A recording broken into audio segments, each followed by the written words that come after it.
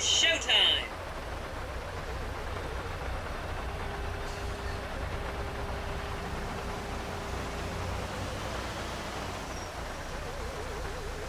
Vinewood is often referred to as the anal bleaching capital of the world.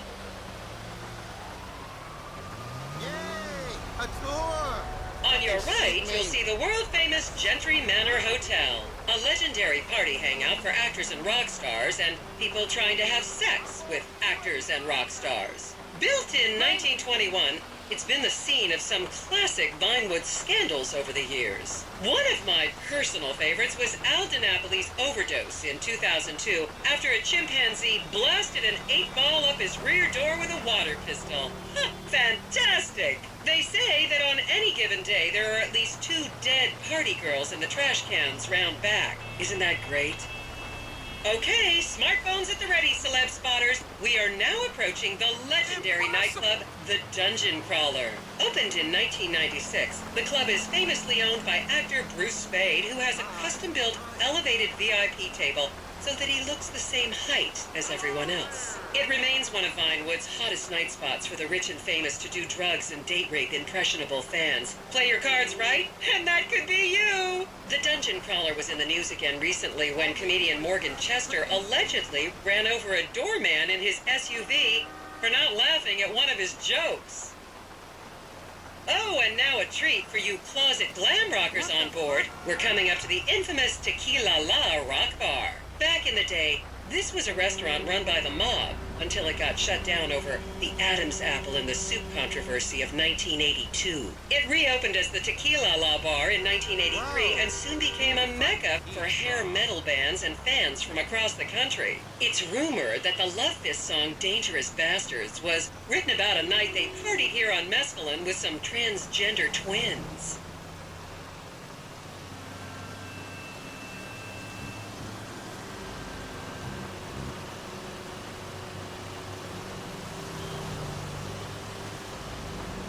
Now, this house up ahead is one of the many private residence of action movie director Mark Fostenberg. Fostenberg still maintains he was out of town when a 15-year-old Mexican girl was found dead in his pizza oven in 2007. The case was settled out of court and all charges were dropped. The girl's family now live on the next street. So this is the house of television exercise guru The Craze. You might have seen him degrading himself recently on Rehab Island. Do any of you remember the 80s? Strange times. People didn't go to the gym back then. They did jumping jacks in front of the TV and leg warmers and headbands. The Craze swapped his gold lame leotard for a crack pipe in the 90s, but is reportedly now clean and in the best shape of his life. That's Vinewood's code for he's trying to make a comeback.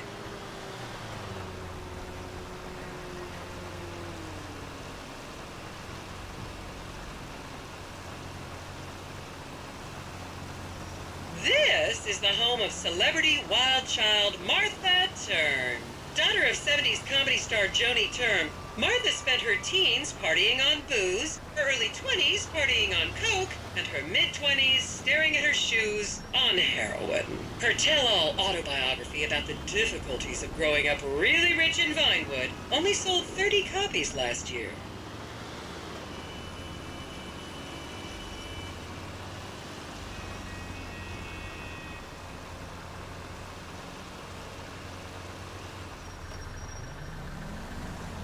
Who says there isn't culture in LS and shit?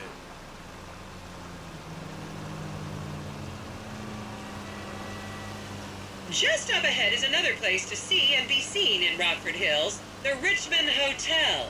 An iconic entertainment industry hangout, sleazy producer types have been promising to make young girl stars here for over 100 years now. Not gonna lie, I did some shameful things in that lobby bar in my youth, but I've put that period of my life behind me now.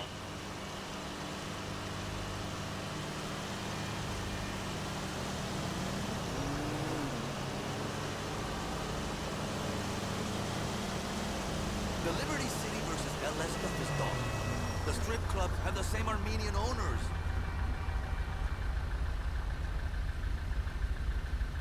I I should remind you this is a no-smoking bus. Unless, of course, it's medical marijuana, then you're all right.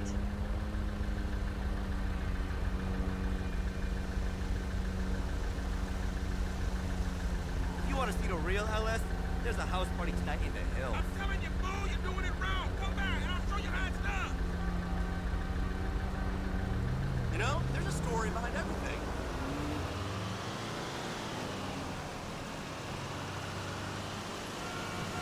Holy hell! God!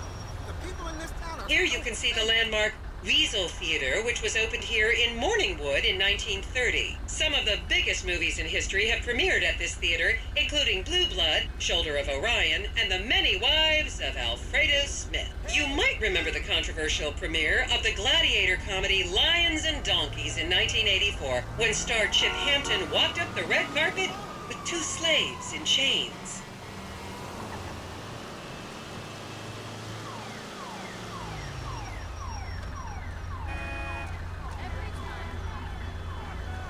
I was a member of the jury in the 1991 movie Last Will and Testament.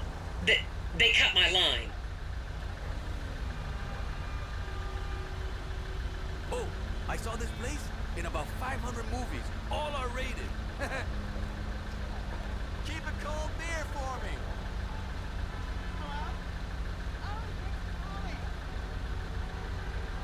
I want to be in a real sexy music video here.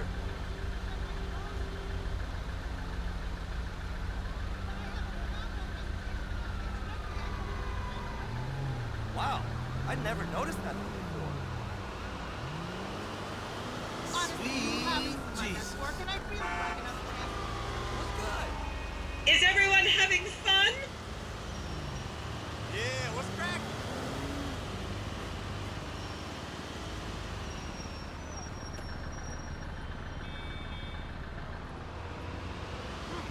I did not know that.